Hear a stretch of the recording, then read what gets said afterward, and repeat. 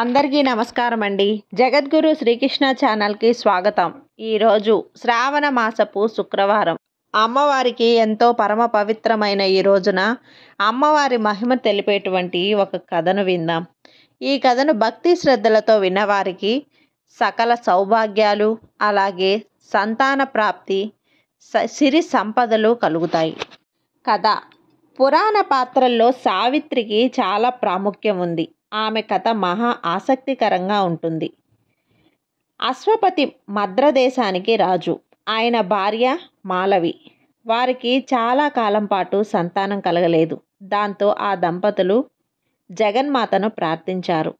దేవి అనుగ్రహంతో పుట్టిన కూతురికి అమ్మవారి నామాల్లో ఒకటైన సావిత్రి అని పేరు పెట్టుకున్నారు. సావిత్రి పెరిగి పెద్దదైంది. యుక్త వయసులో సాల్వదేశ యువరాజు సత్యవంతుణ్ణి ప్రేమించింది. కూతురు అతన్ని ఇష్టపడింది అని తెలిసిన తండ్రి అశ్వపతి, సత్యవంతుడు మంచివాడైనా అతని గుణగణాలు ఎలాంటివి అని నారద మహర్షిని అడిగాడు. అందుకు బదులుగా సాల్వదేశ యువరాజు అసలు పేరు చిత్రాశ్వుడు. అతను సత్యమే మాట్లాడుతాడు కనుక సత్యవంతుడు అని పేరు వచ్చింది. అతనిలో ఎలాంటి లోపాలు లేవు.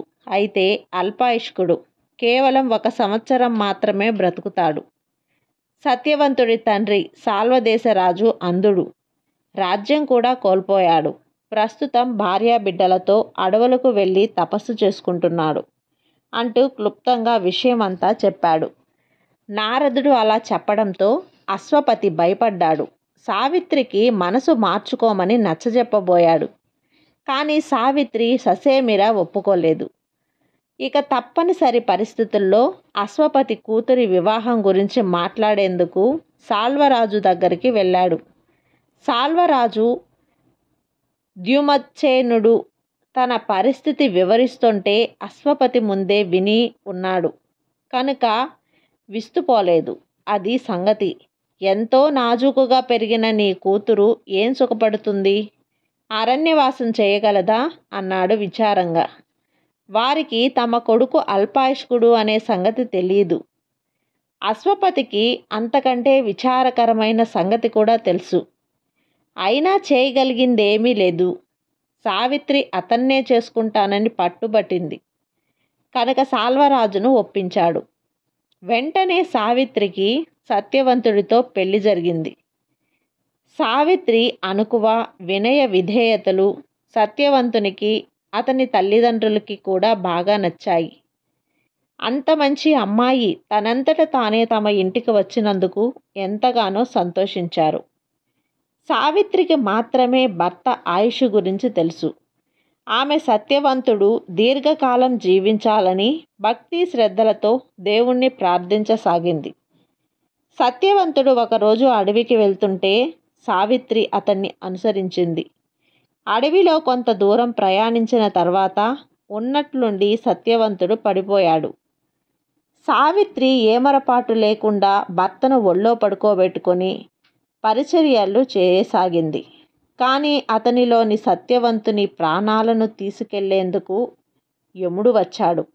ఆ వేళ కూడా సావిత్రి ఎప్పటిలాగే చేసే నిత్య పూజతో పాటు వ్రతం పూనింది. ఉపవాస దీక్షలో ఉంది. యముడు క్షణంలో సత్యవంతుని ప్రాణాలు తీసుకుని వెళ్తుంటే సావిత్రి ఏడుస్తూ కూర్చోలేదు. ఆగాగు యమధర్మరాజా, ఇంత పిన్న వయసుడి ప్రాణం తీయడానికి నీకు మనసెలా వచ్చింది? నాకు నా భర్త లేకుంటే జీవితం ఇచ్చేదే లేదు. అంతా శూన్యమే. నువ్వెంతో గొప్పవాడివి. దయచేసి నా బాధ అర్థం చేసుకో అంటూ యముణ్ణి వెంట పరుగు తీసింది. సావిత్రి మాట తీరు, మెత్తటి స్వభావం, ధైర్య సాహసాలు యమునికి ఎంతగానో నచ్చాయి. అప్పటి వరకు ఆయన్ని అనుసరించిన వారెవరూ లేరు. సావిత్రి మీద కనికరంతో ఏదైనా వరం కోరుకో, అనుగ్రహిస్తాను, నీ భర్త ప్రాణాలు తప్ప అన్నాడు. సావిత్రి తన మామగారికి చూపు రావాలని, తిరిగి రాజ్యాన్ని పరిపాలించాలని కోరుకుంది. యమధర్మరాజు ఆ వరం ప్రసాదించి వెళ్తూ ఉంటే ఆమె మళ్ళీ వెంబడిస్తూ తన దీన స్థితిని వివరించింది. యమధర్మరాజు, నీలో వినయం ఉంది, ధైర్య సాహసాలు ఉన్నాయి. మెచ్చుకుంటున్నాను. సరే, మరో వరం కోరుకో. నీ భర్త ప్రాణాలు తప్ప అన్నాడు. సావిత్రి తన తండ్రి కొడుకులు లేరు కదా కనుక ఒక కొడుకును అనుగ్రహించమని కోరింది.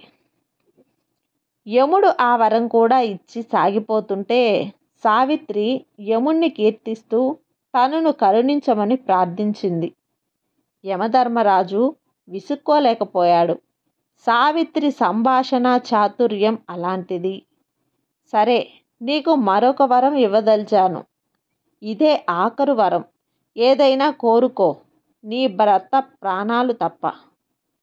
సావిత్రి ధన్యురాలని యమరాజా అంటూ యముణ్ణి ప్రసరించి తానుకు సంతాన ప్రాప్తి కలిగించు అంటూ వేడుకొంది. యముడు అనాలోచితంగా తదాస్తు అన్నాడు. సావిత్రి సంతోషంగా తబ్బిబ్బలవుతూ, కృతజ్ఞరాలుని యమధర్మరాజా, నాకు వరమిచ్చి నా భర్తని ఎలా తీసుకెళ్తారు అంది. యముడు తాను చేసిన పొరపాటు గ్రహించినా ఏమీ చేయలేకపోయాడు. వరం ప్రసాదించిన తర్వాత దాన్ని వెనక్కు తీసుకునే వీలు లేదు. దాంతో సత్యవంతుని ప్రాణాలు తిరిగి ఇచ్చేసి వెళ్ళిపోయాడు.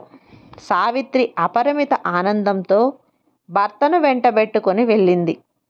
యముణ్ణి ప్రార్థించి తన ప్రాణాలు నిలబెట్టుకున్నందుకు సత్యవంతుడు తనకు చూపు, రాజ్యాధికారం కలుగజేసినందుకు మామగారు ద్యుమశ్చేనుడు కొడుకు లేడన్న వ్యధ తీర్చడమే కాకుండా అల్లుణ్ణి బ్రతికించినందుకు తండ్రి అశ్వపతి ఇలా అందరూ పరమానంద భరితులయ్యారు. ఈ కథ మీకు నచ్చినట్లయితే లైక్ చేయండి, అలాగే సబ్స్క్రైబ్ చేయండి, మరికొంతమంది భక్తులకు షేర్ చేయండి. సర్వేజన సుఖినో భవంతు.